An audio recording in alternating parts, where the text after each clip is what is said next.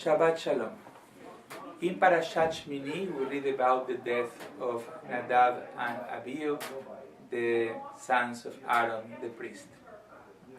Now Aaron's sons, Nadav and Abihu, each took his fire pan, put fire in it, and laid incense on it.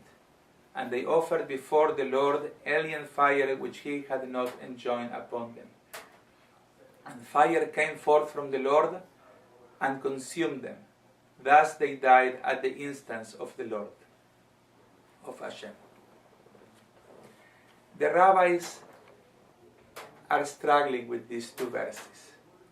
And when you see a challenging subject in the Chumash, in the Torah, it's easy to know because there is a long introduction in the commentary. And if you were to open page 633 in the Etz Chaim Chumash, you already feel that there is a problem there. And the commentators try to ask the following question that we are dealing with it until today, and that is why the children of Aaron died. And interesting enough, the question that the way they have to address the question, at least traditional commentators to begin, is what did they do wrong? And they bring a list of sins, possible sins. They were drunken, they were arrogant, they taught Torah in the presence of their teachers without asking their permission. They brought, as the Torah says, a fire that God had not commanded them. And the list goes on. And then there are other commentators that says, no, that's not a sin. They actually came closer to God. The fire consumed them, but their souls were all involved into this fire, and actually they became closer to God. And the commentators go on and on and on. And the more books you open, a new commentary, a new explanation on why the children of Aaron, Nadav and Abihu, died. And what we see here, because of this overwhelming number of commentaries and explanations, is that the rabbis and our teachers found it challenging and troubling the fact that two children, or that children will die in the presence of their parents. And the same way we find it difficult today. The same way we ask the question, why terrible things happen to good people?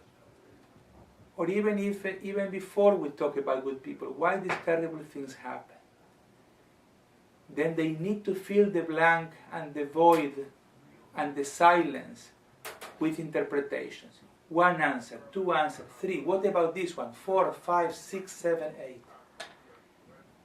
And when we read all these answers, and when the reader is exposed to all these commentaries, the first thing that needs to jump into our mind is, if we need to find all these different answers, it's because there is no easy answer to this question.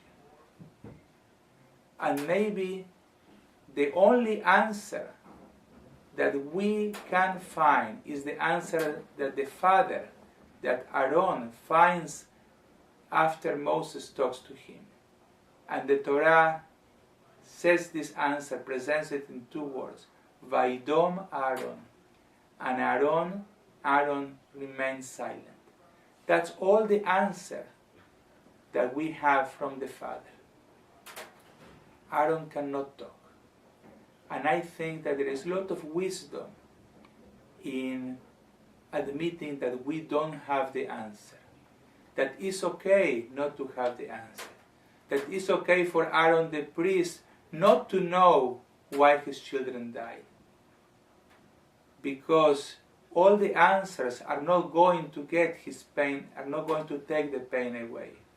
All the answers that the commentators, the commentaries are going to bring to fill this void that is giving us anxiety and a feeling of anguish, all these answers are not going to take the pain away.